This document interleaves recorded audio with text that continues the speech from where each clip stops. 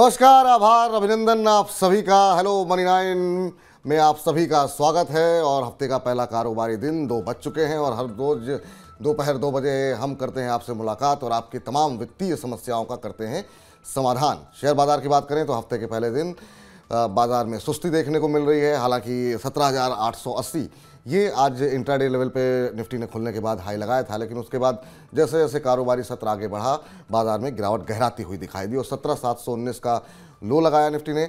और निचले स्तरों से हम देख रहे हैं थोड़ी बहुत रिकवरी यहाँ पर देखने को मिल रही है। 17,764 के आसपास इस समय फिलहाल कामकाज करता हुआ निफ्टी, करीब आधे % की गिरावट यहाँ पर देखने को मिल रही है।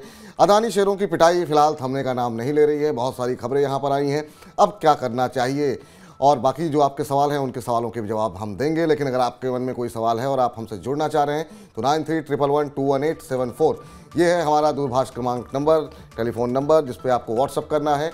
व्हाट्सअप करिए अपना नाम, अपने शहर का नाम, सवाल कितने शेयर ले रखे हैं, किस भाव पे ले रखे हैं, कितने समय तक आपका नज़रिया है उसे होल्ड करने का, नुकसान है में है तो क्या रणनीति होनी चाहिए, प्रॉफिट कब बुक करना चाहिए, इन तमाम प्रश्नों के उत्तर हम आज के अपने मेहमान से लेंगे। मेल के माध्यम से भी आप अपना सवाल भेज सकते हैं। सवाल जो भी भेजें आप थोड़ा डिटेल में भेजेंगे तो उतनी ही विस्तार पूर्वक हम अपने एक्सपर्ट से कहेंगे कि आपको भी जानकारी दी जाए। अब आपको रूबरू कराते हैं हमारे आज के खास मेहमान, तकनीकी विशेषज्ञ कैलाशपूजा.com के प्रदीप सुरेखा जी हमारे साथ जुड़ चुके हैं। प्रदीप जी, बहुत बहुत स्वागत है आपका। और बाज़ार अब बहुत सारे लोगों को परेशान कर रहा है, एक दायरे में फंसा हुआ है, उस दायरे से निकल नहीं पा रहा है। 2 हफ्ते पहले भी जब हमारी आपकी मुलाकात हुई थी तब भी जो है एक जो संकट था वो आज भी बरकरार है। तो बाजार अभी भी ना नीचे ना ऊपर, कोई रेंज जो है वो तोड़ने को तैयार नहीं। कैसे देख रहे हैं इस तरह के बाजार को आप और क्या सलाह दे रहे हैं इस समय आप? देखिए विपुल जी, आपके साथ मेरा ये तीसरा शो है और मैं जहाँ तक समझ रहा हूँ ये महीना या 1.5 महीने की अंतराल में हुआ है जी। जब हमने पहला शो किया था तब आपने ये पूछा था कि बाजार को देख के डर लगना चाहिए क्या, और मैंने कहा था जरूर डरना चाहिए। और वो अभी तक तो वो बात सही साबित हो रही है। बाजार कहीं भी नहीं जा रहा है, लेकिन जो पिक्चर हमको दिख रही है वो बहुत डरावनी दिख रही है। और मैं अभी भी इस बात पे कायम हूं कि हमको अभी भी बाजार में डरना चाहिए। तो बाजार में फिलहाल अभी भी डरना चाहिए। तो ऐसे में क्या बाजार में दूरी बना करके रखें, कैश पर रहें ज़्यादा से ज़्यादा, क्या स्ट्रेटजी आप फॉलो करना कहना चाहेंगे रिटेल इन्वेस्टर्स के लिए? देखिए विपुल जी, आप कितने डेटा को देखते हैं पता नहीं है जी। सेबी की अभी महीने भर पहले एक रिपोर्ट आई है कि 100 में 90 लोग एफ&ओ में पैसा खो रहे हैं। बिल्कुल। और उसमें एक फिगर भी था कि 70-75% मार्केट पार्टिसिपेंट सिर्फ एफ&ओ में ही काम कर रहे हैं। तो हम और आप जितना भी नारा लगा दें बाजार से दूर रहें, रिटेलर बाजार से दूर नहीं हो सकता है। तो मैं भी अगर बोलूं बाजार से दूर हो जाइए, कोई दूर नहीं होगा। जो स्वाद हम लोग लगा दिए है ना फ्यूचर ऑप्शन ट्रेडिंग वेडिंग करने का, और जहां तक देखिए हमारी सेबी भी बोलती है कि हम रिटेलर का फायदा देख रहे हैं। जब आपकी रिपोर्ट में आपको ये मिल गया कि 90% लोग पैसा खो रहे हैं, तो इस चीज पे सोचिए कि आपके रोकने के बाद भी लोग नहीं रुक रहे हैं। तो कम से कम मेरे जैसे अनुभव से मैं बोल सकता हूं, लॉट साइज छोटी कर दीजिए, लोग बच जाएंगे। तो दूरी बना के कोई नहीं रहेगा विपुल जी। सारे चैनलों पर, सारे यूट्यूब पर सिर्फ Nifty bank Nifty, Nifty bank Nifty की बात हो रही है। दूर कोई नहीं रह पाएगा। दूर कोई नहीं रह पाएगा, लेकिन हाँ, सेबी के लिए आपका सुझाव बड़ा अच्छा है कि लॉट साइज़ को थोड़ा छोटा कर दिया जाए ताकि जो रिटेलर्स हैं वो अपनी रकम खोएं ना, क्योंकि सही जगह लगाएं, पैसे कम से कम बचाएं। दूसरी जगहों पर जिस तरह के बाजार हैं भी देखने को मिल रहे हैं। चलिए सोहेल अहमद खान साहब से बातचीत करते हैं, छपरा बिहार से हैं। सोहेल साहब, अस्सलाम वालेकुम। वालेकुम सलाम sir, good afternoon sir. Very good afternoon. Sohail साहब, कैसे हैं आप और क्या करते हैं? जी जी बिल्कुल, मैं सही हूँ सर, मैं MBA किया हूँ। अच्छा अच्छा, तो अभी नौकरी तलाश रहे हैं या नौकरी कुछ कर रहे हैं? नहीं, अभी तो मैं अपना ऑप्शनल ट्रेडिंग वगैरह भी करता हूँ, इन्वेस्टर भी, मतलब एज ए इन्वेस्टर। अच्छा अच्छा अच्छा, ऑप्शन ट्रेडिंग वगैरह अभी आपके जैसे लोगों के ही जिक्र अभी कर रहे थे प्रदीप जी। अभी क्या सवाल है सर, क्या कौन से शेयर ले रखे हैं आपने? अडानी पावर मैंने ले रखा है, तो सितंबर में मैंने लिया था। एवरेज प्राइस उसका 302 रुपया है। अदानी पावर के शेयर आपने 302 के भाव पर ले रखे हैं, और क्या नजरिया आपका है कि एवरेज प्राइस 302 है सर। हाँ, कितने समय तक होल्ड कर सकते हैं आप इसे? फिर मैं ये जानना चाहता हूँ कि अगर लगभग अभी तो पोजीशन ऐसा है कि आप देख ही रहे मार्केट कैसा है, बिल्कुल बिल्कुल।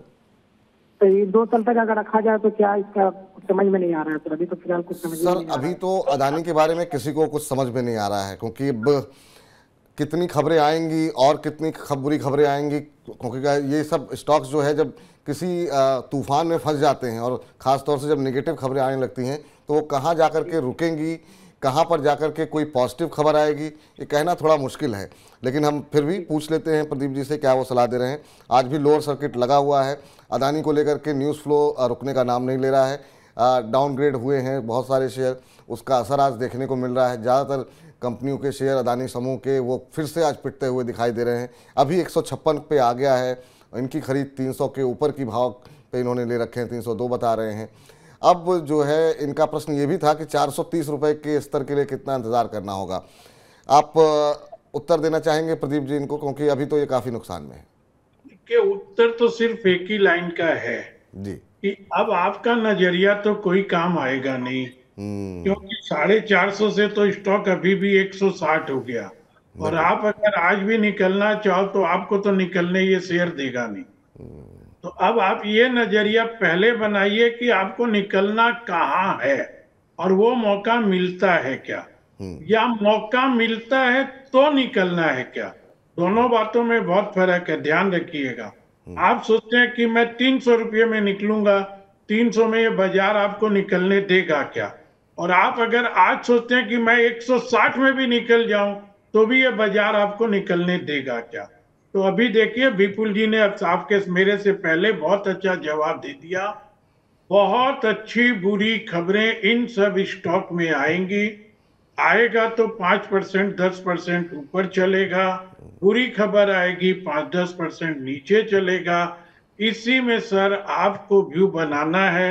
400 से 200 हो गया, 200 से 100 भी हो जाएगा तो कोई आश्चर्य मत कीजिएगा। इस बाजार का रूल है 500 का स्टॉक 250 होता है, 250 का 125 भी होता है। तो अब सर अडानी के बारे में मैं उतना बड़ा एक्सपर्ट नहीं हूं कि इसमें कोई बहुत अच्छी राय आपको मैं दे सकूंगा। टेक्निकली तो बाजार देख के भी डर लगता था, और अब तो अडानी के चार्ट देख के, ध्यान से सुनिएगा, अडानी के शेयर देख के डर नहीं लगता है, अडानी के चार्ट देख करके बहुत डर लगता है। तो अदानी के शेयर देख के डर नहीं लगता, अदानी के चार्ट देख के डर लगता है। तो ये स्थिति आप समझ गए होंगे कि वाकई में आपको कितना सतर्क, कितना अलर्ट रहने की आवश्यकता है। और वैसे भी अभी आप कुछ कर नहीं सकते हैं सर, लोअर सर्किट लग रहे हैं। हाँ, कहीं कोई अपॉर्चुनिटी मिलती है, कुछ ऐसी खबरें आती हैं, शेयर बाउंस बैक करता है, तो जहाँ मौका मिले आप अपने हिसाब से आप निर्णय ले सकते हैं। इस बीच बातचीत करते हैं बीरेन शाह जी से। बीरेन जी नमस्कार। नमस्कार विपुल जी। नमस्कार बीरेन जी, क्या करते हैं सर आप, कहाँ से बोल रहे हैं? जी मैं वैसे तो मैं प्रोजेक्ट मैनेजर हूँ आईटी फर्म में, और मैं खुद का फाइनेंशियल प्लानिंग भी करता हूँ। I am a certified mutual fund distributor. मैं खुद का रिसर्च भी करता हूँ। आपसे ये पूछना चाहूंगा, उससे पहले तो मनी9 और आपको धन्यवाद देना चाहूंगा कि आपने ये जो प्रोग्राम, जो इनिशिएटिव किया है वो बहुत ही बढ़िया है, क्योंकि हमारे जैसे इन्वेस्टर्स को मार्गदर्शन मिलता रहता है, और समय समय पे जो जानकारी होती है बहुत ही बहुमूल्य होती है। उसके लिए आपको धन्यवाद देना चाहता हूँ। बहुत बहुत शुक्रिया वीरेंद्र जी इस हौसला अफजाई के लिए। हम भी लगातार यही प्रयास करते हैं कि आप लोगों की उम्मीदों पर हम लोग खरे उतरें और बेहतर से बेहतर कंटेंट आप तक पहुंचाया जाए। कहाँ से बोल रहे हैं सर आप? जी मैं बड़ौदा से बोल रहा हूँ। बड़ौदा से बोल रहे हैं, चलिए बहुत अच्छी बात है सर। और गुजरात में बड़ी संख्या में हमारे दर्शक रहते हैं। आप ये बताइए कि क्या प्रश्न आप पूछना चाह रहे हैं, और आप तो खुद भी सर्टिफाइड फाइनेंशियल प्लानर हैं, तो मुझे लगता है काफ़ी कुछ प्लान करके ही आपने निवेश किया होगा। फिर भी आप बताइए क्या प्रश्न है आपका। जी जी मैंने अपना पोर्टफोलियो भिजवाया था, उसमें से मैंने कुछ शेयर्स आपको शॉर्टलिस्ट करके दिए हैं। बाकी के शेयर्स में डिविडेंड और उसके लिए मैं यूज करता हूँ। सो मोस्टली वो शॉर्ट टर्म या लॉन्ग टर्म होल्डिंग के लिए रहते हैं, पर ये कुछ शेयर्स है जो मैंने शॉर्टलिस्ट करके भिजवाए हैं। उसके अंदर मुझे ये जानना था कि कुछ शेयर्स अभी मार्केट की वजह से डाउन है, बट मेरे रिसर्च के हिसाब से वो मतलब लॉन्ग टर्म उसका होराइजन रहता है, तो क्या मैं उसको होल्ड करे रखूं, और अगर अगर मैं उसको मुझे अपने पोर्टफोलियो से निकालना है तो उसको रिप्लेस करने वाले कौन से शेयर्स होंगे, वो आपकी और एक्सपर्ट की सलाह लेना चाहूंगा। ठीक, प्रदीप जी से पूछते हैं। हालांकि लिस्ट तो आपने बहुत लंबी भेज दी है सर, 4-5 शेयर होते तो तब आसानी होती है प्रदीप जी के लिए उत्तर देना, लेकिन आपने तो पूरी मुझे लगता है 8-10 शेयर 15 शेयर भेज दिए हैं। टीसीएस इनके पोर्टफोलियो में है, लॉन्ग टर्म, खुद भी सर्टिफाइड फाइनेंशियल प्लानर हैं। और प्रदीप जी आईआरसीटीसी है, एशियन पेंट्स इन्होंने ले रखे हैं। इसके अलावा इनके पास एवेन्यू सुपरमार्ट है, वेदांता है। तो अपने पोर्टफोलियो में इन्होंने डाइवर्सिफिकेशन काफ़ी कर रखा है। एक ईकेआई एनर्जी सर्विस ले रखी है इन्होंने, 11 शेयर पड़े हुए हैं। बजाज फिनसर्व के शेयर इनके पास हैं। तो बड़ी दिग्गज कंपनियों में इनका निवेश जो है इन्होंने कर रखा है। इसके अलावा बालाजी एमाइंस में पैसे लगा रखे हैं। जुबिलेंट फूडवर्क्स के कुछ शेयर ले रखे हैं 14 के आसपास। टीसीएस जैसा कि अभी हमने दिखाया था, आईआरसीटीसी भी इनके पास हैं, 31 शेयर इन्होंने ले रखे हैं। और एशियन पेंट जो कि अभी हम दिखा रहे थे। तो ये कुछ शेयर, पूरा पोर्टफोलियो तो नहीं है इनका, पर एक हिस्सा इन्होंने जो हमें भेजा है।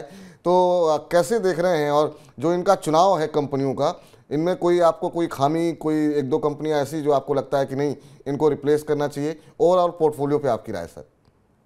देखिए, पूरा एक एक शेयर तो चार्ट देखना तो बहुत मुश्किल है। बिल्कुल। मैं अपनी जानकारी, अपने अनुभव से आपको यही बोल सकता हूँ, जो नाम अभी विपुल जी ने दोहराए हैं उसमें टीसीएस आप होल्ड कर सकते हैं। एशियन पेंट आप कोई भी उछाल में निकलने की चेष्टा कीजिए, क्योंकि अब एशियन पेंट और पेंट इंडस्ट्री के अच्छे दिन शायद खत्म हो रहे हैं। तो कोई भी उछाल में अब इसमें लॉन्ग टर्म का कोई अस्तित्व शायद नहीं बन रहा है। बाकी आप खुद में सर्टिफाइड प्लानर हैं, तो देखिए इस सेक्टर में अगर कुछ बदलाव आता है तो विचार कीजिएगा। जुबिलिएंट फूड से आप निकल सकते हैं। आईआरसीटीसी होल्ड रख सकते हैं, इसमें नुकसान भी नहीं होगा तो कोई बहुत अच्छा मुनाफा भी नहीं होगा जी। ये 4 तो मेरे ध्यान में है विपुल जी। बाकी 1 या 2 नाम आप और पढ़ दीजिए। इसके अलावा बालाजी एमाइंस इन्होंने ले रखे हैं, 3 शेयर इनके पास पड़े हुए हैं। बालाजी एमाइंस होल्ड कर सकते हैं। बालाजी एमाइंस होल्ड कर सकते हैं। मैं चाहूँगा इनका पोर्टफोलियो जरा फुल फ्रेम में दिखाया जाए, ताकि एक सरसरी निगाह यहाँ पर बदल ली जाए यहाँ पर। इसके अलावा टीसीएस पे आपकी राय हो गई है, आईआरसीटीसी पे राय हो गई है, एशियन पेंट्स पे भी आपको सलाह मिल चुकी है। तो मुझे लगता है मोर और लेस सारी कंपनियों, एक इनके पास बजाज फिनसर्व है सर, एवेन्यू सुपरमार्ट है, वेदांता भी इनके पोर्टफोलियो में है, और एक ईकेआई एनर्जी सर्विसेज जो है इन्होंने ले रखे हैं। तो ये कुछ एक और शेयर हैं जी। वेदांता होल्ड कर सकते हैं जी, बजाज फिनसर्व भी होल्ड कर सकते हैं। मेरे हिसाब से एवेन्यू सुपरमार्ट से अब निकल जाना चाहिए, क्योंकि इनके 1-2 क्वार्टर से रिजल्ट बहुत अच्छे नहीं आ रहे हैं। और इसका चार्ट भी जितना मेरे दिमाग में है, मेरे को लगता है चार्ट में कहीं अब एक टॉप बनने का सिग्नल नजर आ रहा है। तो उम्मीद करते हैं सर वीरेंद्र जी आपको आपके प्रश्न का उत्तर मिल गया होगा। और अभी ज़्यादातर वैसे तो पोर्टफोलियो आपका ठीक है, कुछ एक शेयरों में कुछ एक बदलाव यहाँ पर प्रदीप जी की तरफ से बताए गए हैं, आप चाहें तो उसको फॉलो कर सकते हैं। राजेंद्र सिंह जी के पास चलते हैं, जो कि चंडीगढ़ से हैं। और राजेंद्र जी नमस्कार। नमस्कार जी, नमस्कार। नमस्कार राजेंद्र जी, कैसे हैं, क्या करते हैं आप? बस ठीक है सर, आइए, मैं रिटायर्ड पेंशनर। अच्छा। तो हाँ, मैंने 100 शेयर लिए थे जीएनएफसी के 620 में, नवंबर में लिए थे। जीएनएफसी ले रखे हैं आपने? हाँ, 100 शेयर हैं।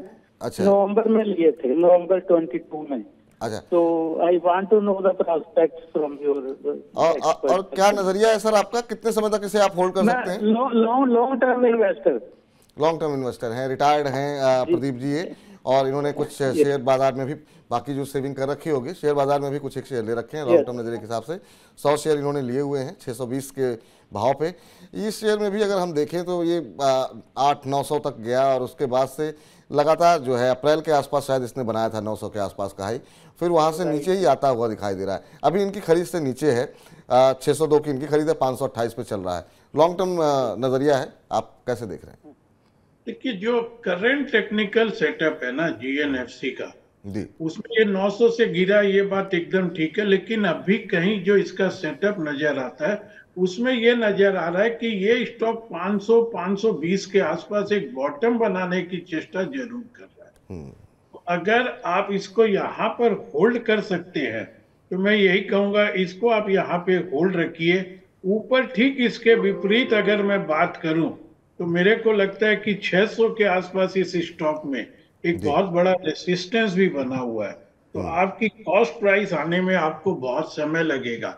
अगर आपके पास कुछ पैसे हैं जी तो आप ये 510, 520, 530 के आसपास एवरेज कर लीजिए, तो आपकी कॉस्ट कम हो जाएगी। और जो नीचे आप खरीद रहे हैं उसको आप कहीं भी उछाल में 570-80 पे ये ट्रेडिंग कर सकते हैं तो करिए, नहीं तो रहने दीजिए। 620 का भाव आने में समय लगेगा, लेकिन 620 का भाव आ जाएगा। इसके विपरीत मैं ये बोल सकता हूं, अगर कोई कारण से जो मैं बाजार भी अगर और थोड़ा करेक्ट होता है जी और ये स्टॉक इस बार अगर 490 तोड़ देता है तो शायद आपका ये जो लॉस है ये बढ़ सकता है। तो इस बात को ध्यान में रखते हुए आप अपनी स्ट्रेटेजी बना सकते हैं। अभी तो के सेटअप से लगता नहीं है कि बहुत जल्दी से ये 500 तोड़ देगा। ठीक, तो उम्मीद है सर आप को उत्तर मिल गया होगा। जो रणनीति आपको बताई गई है आप उसे फॉलो कर सकते हैं। अब चलिए, अब सीधे चंडीगढ़ से चलते हैं राजस्थान, जयपुर। हमारे साथ हमारे अगले दर्शक जुड़े हुए हैं, लोकेश मीणा जी। लोकेश जी नमस्कार। नमस्कार सर। नमस्कार लोकेश जी, कैसे हैं आप और क्या करते हैं सर? सर मैं स्टूडेंट हूँ, अभी तो फिलहाल तो तैयारी चल रही है, साथ में पार्ट टाइम। अच्छा अच्छा, बढ़िया, बहुत अच्छी बात है। क्या जानना चाह रहे हैं सर आप? मैंने क्या पेटीएम में 655 की रेट से 20 शेयर खरीदे थे सर, उनको होल्ड करना है या फिर अब जो रेट है उसमें ही निकाल देना है फिर? आपने किस रेट पे लिए थे सर? 655। अच्छा, ये आपने अभी हाल फिलहाल में ही लिए हैं मुझे लग रहा है। हाँ मैंने 2 दिन पहले लिए थे वो। 2 दिन पहले लिए थे, हालांकि हाँ। उस दिन अच्छी खासी गिरावट भी देखने को मिली थी और यहाँ पर कुछ एक बड़े इन्वेस्टर्स ने अपना हिस्से बिक्री की थी। उसके बाद हम देख रहे थे कि गिरावट यहाँ पर देखने को मिल रही थी। आज रिकवरी है, 2-2.25% ऊपर है। अभी वैसे आपने ये ट्रेडिंग के लिहाज से लिया है, कितने समय तक होल्ड कर सकते हैं सर? हाँ ट्रेडिंग के लिए कर सकते हैं, महीने 2 महीने लास्ट। अच्छा, 1 आध महीने के लिए ले रखा है, तो उसके लिए मुझे लगता है कि आपको एक कम से कम ट्रेलिंग स्टॉप लॉस मैं चाहूँगा प्रदीप जी आपको अवश्य प्रदान करें।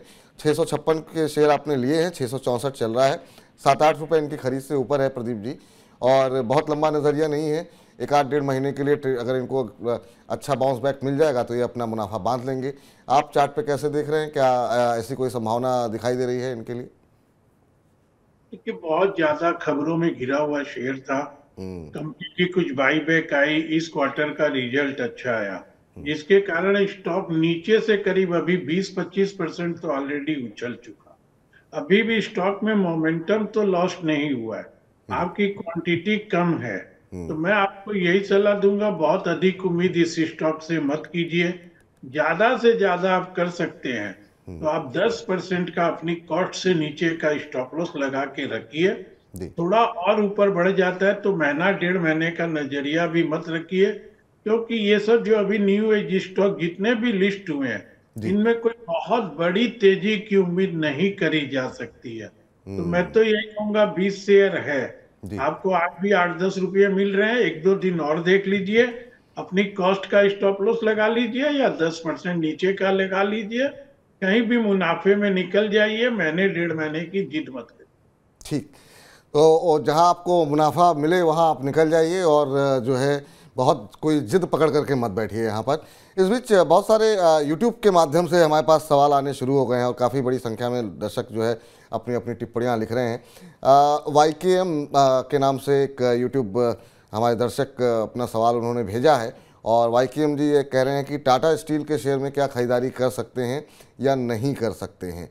इस बीच हमने देखा कि कुछ एक खबरें भी टाटा स्टील को लेकर के आती हुई दिखाई दी हैं और यहाँ पर इस तरह की खबरें हैं कि कंपनी जो तमाम उसके पास बाकी जो कंपनीज हैं, 7 जो सब्सिडरी कंपनी है, वो 2023-24 तक जो है उनका विलय जो है वो कंपनी के अंदर किया जाएगा। और ऐसा कहा है कंपनी के MD और CEO TV नारेंद्रन जी ने जो है कहा है कि जो सभी 7 सब्सिडरी है उनको उनका विलय किया जाएगा।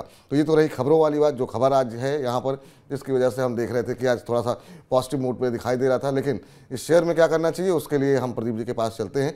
प्रदीप जी, टाटा स्टील के शेयर में खरीदारी करनी चाहिए या नहीं करनी चाहिए, ये YKM जी ये जो है पूछ रहे हैं। देखिए, एक तो मैं आपको दुरुस्त कर दूं विपुल जी, ये खबर तो आपने जो बोली है ये खबर कोई नई नहीं है। हाँ, उसमें डेट उन्होंने फाइनल कर दी है कि 23-24 में कंप्लीट हो जाएगा, क्योंकि ये लंबे समय से चल रही है। हाँ, सबके रेशियो भी आ रखे हैं, Tata metallic, Tata long product, सबके रेशियो भी आ रखे हैं। अभी क्या है कि टाटा स्टील के 2 क्वार्टर से रिजल्ट बहुत अच्छे आ नहीं रहे हैं, और इसमें यूरोप के बिजनेस को लेके बहुत प्रॉब्लम हो रही है। देखिए, मैं टेक्निकल एनालिस्ट जरूर हूँ, लेकिन मैं खुद में भी बहुत बड़ा ट्रेडर भी हूँ। बड़ा मतलब मेरा अच्छा पोर्टफोलियो, और मैं लोगों के पोर्टफोलियो भी थोड़े बहुत देखता हूँ, तो कुछ फंडामेंटल न्यूज बेस्ड भी वैल्यू भी खोजता हूँ।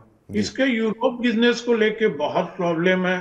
उछाल में ये अभी जो 123-24 तक गया, वापस 110 भी नहीं होल्ड कर पा रहा है। बिल्कुल। इसके टेक्निकल सेटअप को देखेंगे तो ये लगता है 90-95 का नीचे एक रेंज है, और ऊपर बहुत मुश्किल होगी अब इस स्टॉक को 120 पार करने में। अब ये सारा विलय हो जाएगा, फिर कितनी बड़ी कंपनी बनेगी, उन सब बातों में वो जब कंपनी बन जाएगी तभी देखना पड़ेगा। अभी मेरे को टाटा स्टील से 5-10% से ज्यादा की कोई उम्मीद ट्रेडर को भी मिलेगी, ऐसा मेरे को नहीं लगता।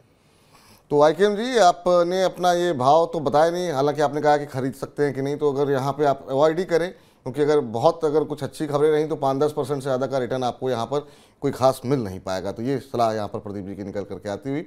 एक और सवाल यहाँ पर जानना चाहेंगे। आज हम देख रहे हैं कि रियल्टी शेयरों में सर अच्छी खासी पिटाई देखने को मिल रही है। उसमें हम ब्रिगेड इंटरप्राइजेज देख रहे हैं, उसमें हम इंडिया बुल्स रियल एस्टेट देख रहे हैं। ज़्यादातर इंडिया बुल्स रियल एस्टेट टूटा हुआ है।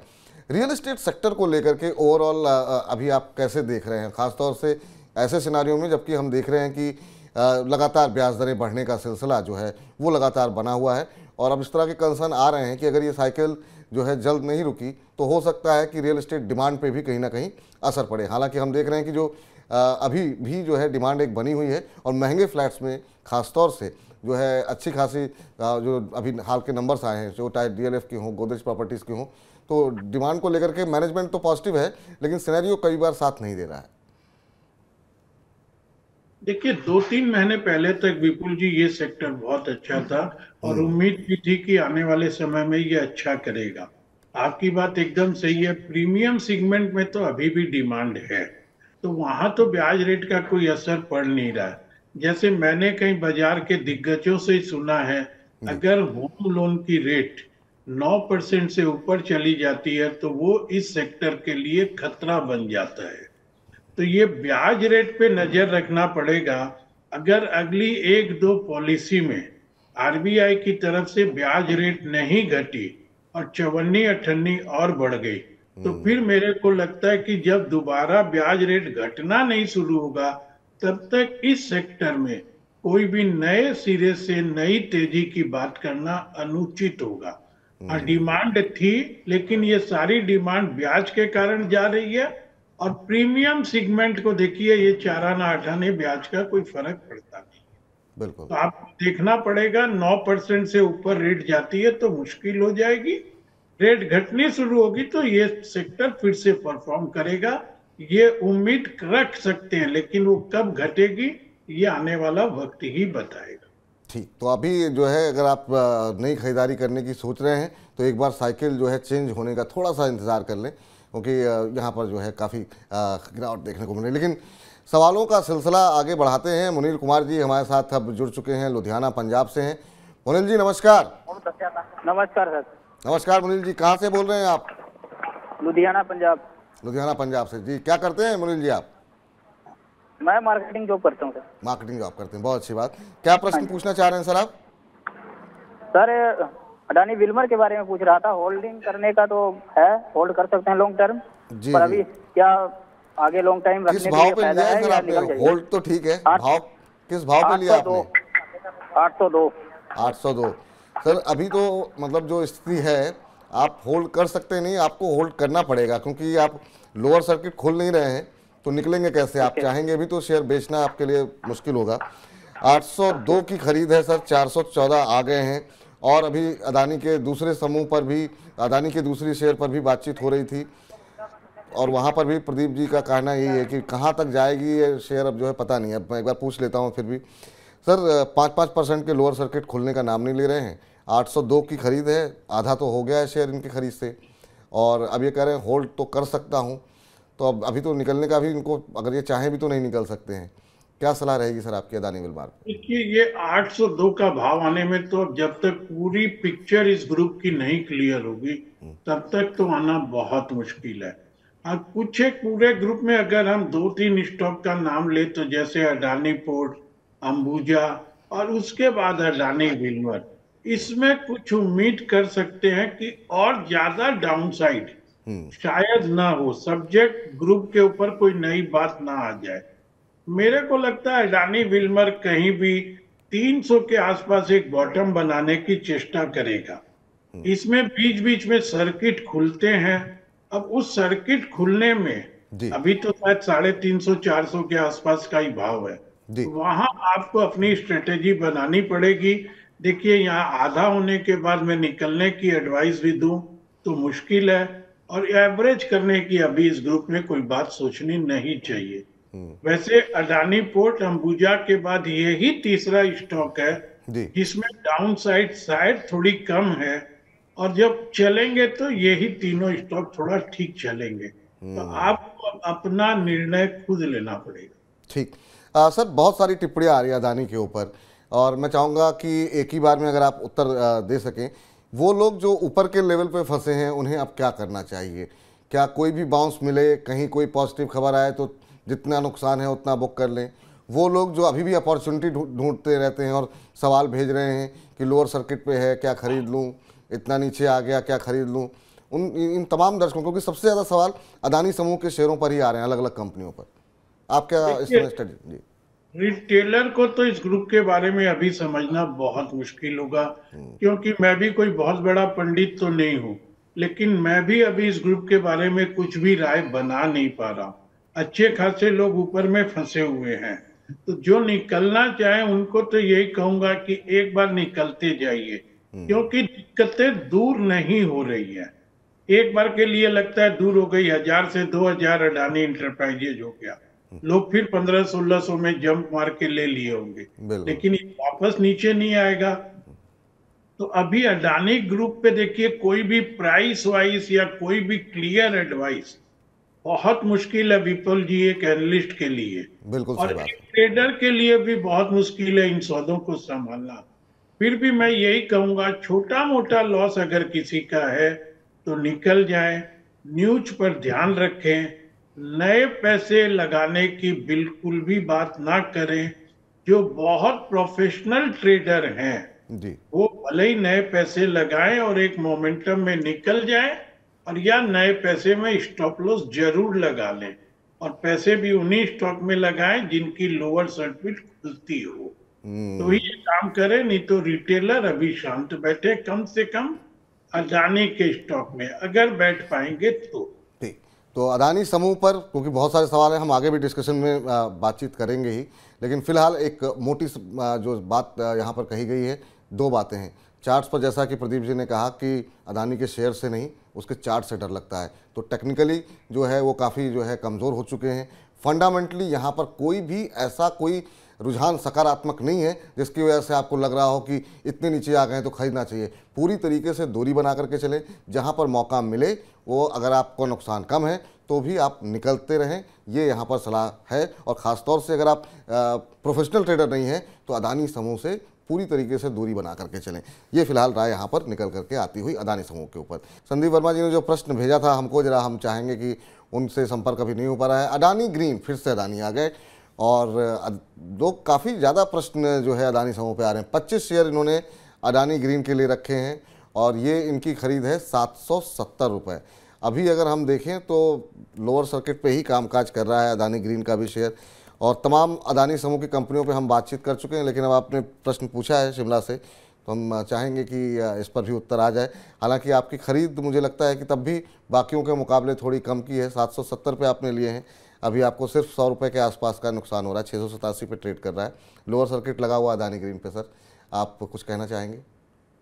देखिए, मैं तो रिटेलर को यही सलाह दूंगा, सारे रिटेलर को, जब कोई ग्रुप, कोई शेयर इस तरीके से न्यूज बेस में आ जाए, जहां पूरी दुनिया के किस कोने से कब किस तरीके की रिपोर्ट आएगी, रिपोर्ट आने से ज्यादा सबसे बड़ी बात यह है कि उस रिपोर्ट का असर क्या होगा, जो बहुत अच्छे अच्छे लोग नहीं समझ पाते हैं। मैं तो इस बाजार का बहुत छोटा प्लेयर हूँ, शायद नहीं समझ पाऊंगा। तो अभी जिनके पास अडानी है, मौका मिले आप अपनी स्ट्रेटेजी बनाइए, 150 में निकल सकते हैं, निकल जाइए। एवरेज करिए मत। नहीं निकलने का मन है पूरे ग्रुप पर, ये जो भी बादल अभी है इनको साफ होने दीजिए, फिर ही अडानी के बारे में कोई बात करना उचित होगा। नहीं तो अभी बोलना भी गलत हो जाएगा। मैं किसी बिल्कुल को बोलूं निकल जाओ, कल कोई अच्छी बात आ जाए। मैं किसी को बोलूं मत लो, और कल कोई अच्छी बात आ जाए। किसी को बोलूं एवरेज कर लो, और बुरी बात आ जाए। तो बिल्कुल। अभी अडानी के बारे में थोड़ा शांति रखिए, अपने अपने शेयरों पर अपनी क्वांटिटी और लॉस के हिसाब से स्ट्रेटेजी बनाइए। तो सर अभी थोड़ी सी स्पष्टता आ जाने दीजिए, और अडानी समूह पे जो भी लोग सवाल भेज रहे हैं उन सबके लिए प्रदीप जी की सलाह ये थोड़ी स्पष्टता आ जाए। और जिन शेयरों से आप निकल ही नहीं सकते हैं तो उस पर तो आप पूछ के भी क्या ही कर लेंगे सर, लोअर सर्किट लगातार लग रहे हैं। तो थोड़ा सा धैर्य रखिए, थोड़े से स्पष्टता आ जाए कि और कितना गहरा संकट है, या फिर क्या इस संकट से निकल पाएंगे अडानी। तो इन दोनों स्थितियों पे थोड़ी स्पष्टता आ जाए, उसके बाद से आप हमें अपने सवाल भेजिएगा और हम उस पर जो है सही रणनीति बनाने की कोशिश करेंगे। लेकिन यूट्यूब पे साक्षी सिंह जी का प्रश्न है, और साक्षी जी पूछ रही हैं कि इन्होंने 3000 शेयर ले रखे हैं टीवी 18 के, एक महीने का इनका नज़रिया है, और 800 शेयर ले रखे हैं इन्होंने स्पाइस जेट के। तो पहले टीवी 18 पर ही आपका सवाल ले लेते हैं। इन्होंने 3000 शेयर लिए हैं, 35 रुपए की इनकी खरीद है। अभी अगर हम देखें ये 30 के आसपास, 33 के आसपास ट्रेड कर रहा है। तो आपकी खरीद से ज़्यादा नीचे नहीं है, लेकिन हाँ चूँकि आपका नज़रिया सिर्फ एक महीने का है तो यहाँ पर क्या स्टॉप लॉस होने चाहिए, क्या टारगेट होने चाहिए, वो हम जरा प्रदीप जी से समझ लेते हैं। प्रदीप सर क्या सजेस्ट करेंगे इनको आप? देखिए, इतनी छोटी अवधि के लिए जब हम लेते हैं ना, तो एक महीने में हम ज्यादा से ज्यादा कितना देख पाएंगे। बहुत अच्छा स्टॉक होगा, आपकी किस्मत अच्छी होगी तो 2-3 अपर सर्किट लगा देगा, नहीं तो 2-4 लोअर सर्किट लगा देगा। और ठीक ठाक बात करें तो 5-7-10% का रिटर्न मिल सकता है अगर स्टॉक अच्छा होगा। तो इसमें भी आपने लिया 5% का, चूंकि आपका बहुत बड़ा नजरिया नहीं है। 5-7% से ज्यादा तो आप स्टॉप लॉस मत लगाइए। वो स्टॉप लॉस लगाइए, ऊपर चलते जाता है। जहां आपको 10%, 8%, 7% मिल गए एक महीने में बहुत होते हैं, निकल जाइए। और अगर आपका स्टॉक परफॉर्म कर रहा है तो स्टॉप लॉस बढ़ाइए, एक महीने बाद ठीक आप अपनी तारीख पे निकल जाइए। ठीक, तो उम्मीद करते हैं साक्षी जी आपको उत्तर मिल गया होगा। ब्लैक मामा जी जो है यूट्यूब के, इन्होंने अपना चैनल बना हुआ है और ये कह रहे हैं, और ये सही समय पे इन्होंने सवाल भेजा है, पूछा है, क्योंकि अब हम कार्यक्रम समाप्ति की ओर बढ़ रहे हैं। ये कह रहे हैं कि शॉर्ट टर्म के लिहाज से कौन से शेयर लें और पैसे कमाएं। सर पैसे तो सभी कमाना चाहते हैं, लेकिन अभी बाज़ार की दिशा तो स्पष्ट नहीं दिखाई दे रही है, जैसा प्रदीप जी बोल रहे थे कि डरना चाहिए बाज़ार में। लेकिन हाँ, क्या उनकी तरफ से कोई उन्होंने कुछ शेयर आइडेंटिफाई किए हुए हैं जहां उनको चार्ट्स बेहतर लग रहे हैं, जहां उनको लग रहा है कि अपॉर्चुनिटी है? नज़रिया इनका भी शॉर्ट टर्म का है, ब्लैक मामा जी का। अब ये जानना चाह रहे हैं कि शॉर्ट टर्म के लिए कहाँ पर जो है दांव लगाया जा सकता है। देखिए, शॉर्ट टर्म के लिए आप लगा रहे हैं तो 2 या 3 स्टॉक आप सेलेक्ट कर लीजिए, और उनमें जैसा मैंने रिलायंस और आईसीआईसीआई के बारे में कहा वैसे आप टुकड़ों में पैसा लगाइए। इसमें एक वेदांत बहुत अच्छा लगता है, आप ICICI bank, axis bank, HDFC bank देख सकते हैं, रिलायंस देख सकते हैं। इसी तरीके से आप 2-3-4 स्टॉक अगर आप छांट लेंगे, अच्छे स्टॉक छांटिए, और शॉर्ट टर्म में बहुत ज्यादा उम्मीद भी मत रखिए किसी भी बाउंस में। फिर आप अपना एक टारगेट सेट करिए और वहां पे निकल जाइए। ठीक सर, हालांकि कार्यक्रम अब बिल्कुल समाप्ति पर है, लेकिन साक्षी जी का अभी मैसेज पे आ रहे हैं, यूट्यूब पे काफ़ी सारे सवाल कर रही हैं स्पाइस जेट को लेकर के। कह रही हैं कि एक टिप्पणी अगर आपकी चलते चलते मिल जाती। 800 शेयर ले रखे हैं इन्होंने 36 के भाव पे, 35 के आसपास ट्रेड चल रहा है, और टीवी 18 पे इनका एक महीने का नज़रिया था। तो मुझे लगता है यहाँ पर भी ये ट्रेडर हैं होंगी शायद एक्टिव, तो और ये आपका व्यू जानना चाह रही हैं, तो अगर इनको आप कोई स्टॉप लॉस सजेस्ट कर सके तो। देखिए, स्पाइस जेट में तो ये बता दूं कि मेरे पास और मेरे क्लाइंट के पास पोजीशन और थोड़ी ऊंचे भाव की है। हम लोग थोड़ी उम्मीद में रह गए थे और स्टॉक बहुत ज्यादा अंडर परफॉर्म कर गया। तो अभी स्पाइस जेट में बहुत ज्यादा परफॉर्मेंस की उम्मीद मत रखिए। हाँ, आपके पास 36 रुपये का है तो आपकी बहुत ज्यादा ऊपर की खरीद है नहीं। इसको 41-42 रुपया पार करने में भी दिक्कत आएगी। डिस्क्लोजर ध्यान में रखिएगा, हम लोग थोड़ा और ऊपर में लेके बैठे हुए। अब उम्मीद कर रहे हैं कि इसमें डाउनसाइड कम है, और जिस तरीके से क्रूड के भाव नीचे आ रहे हैं और इंडियन एविएशन सेक्टर में जिस तरीके से रोज day by day air travel में लोगों की दिलचस्पी बढ़ रही है, एयरपोर्ट पर जो एयर ट्रेवल में जो वॉल्यूम बढ़ रहा है, तो एक उम्मीद करी जा सकती है कि महीने, 2 महीने, 3 महीने में शायद इस सेक्टर का कुछ टर्न अराउंड हो जाएगा, तो कम से कम हम लोगों को एग्जिट मिलेगी। आपने नीचे पे ले रखा है तो यही कहूंगा, हमारी जैसी गलती मत कीजिएगा, कोई एक स्टॉप लॉस लगा लीजिए। स्टॉप लॉस जरूर लगा लीजिएगा। कार्यक्रम को समाप्त करें उससे पहले लक्ष्मी जी, अभी कार्यक्रम की शुरुआत में अदानी से हुई थी और अभी भी अदानी पे सवाल जाना, कोई गुड न्यूज़ एक्सपेक्टेड है अदानी में क्या? तो मैम इसके बारे में तो हम सभी वेट कर रहे हैं, अगर कुछ होगा तो निश्चित रूप से आपको ही पता लगेगा और हम सबसे पहले ब्रेक करेंगे, अच्छी हो या बुरी हो उस खबर का विश्लेषण पूरे विस्तार से हम डिस्कस करते रहते हैं। तो मनी 9 के साथ बने रहिए, तो आपको कोई भी अच्छी खबर होगी या बुरी खबर निश्चित रूप से आप तक जो है हम बहुत बेहतर तरीके से पहुंचाने की कोशिश करेंगे। और मैम काफ़ी चर्चा हो गई, इस कार्यक्रम को आप दोबारा देखिएगा, आपको अदानी पर जो है डिटेल में जो आपने जो कह रही हैं आप 1900 की कॉल ले रखी है आपने, उस तमाम जो है कॉल पुट पे बातचीत हो चुकी है, तो इस कार्यक्रम को आप दोबारा देख सकती हैं। प्रदीप जी, कोई डिस्क्लोजर आपकी तरफ से? सर देखिए, जिन स्टॉक पे भी बात की, आप ये मान के चलिए हम एक एक्टिव ट्रेडर भी है, तो किसी में हमारी पोजीशन शॉर्ट, किसी में लॉन्ग या मेरे क्लाइंट के पास हो सकती है। तो यही मान लीजिए, इसी लाइन पर क्लाइंटों से डिस्कस करते रहता हूँ, मेरे यूट्यूब पर भी बोलते रहता हूँ, तो मेरा सब में डायरेक्ट इनडायरेक्ट इंटरेस्ट हो सकता है। बहुत बहुत शुक्रिया सर, आभार, अभिनंदन आपका, और हम अपना महत्वपूर्ण समय देने के लिए, और जब आप आते हैं बहुत हमारे दर्शक उसे अप्रिशिएट करते हैं।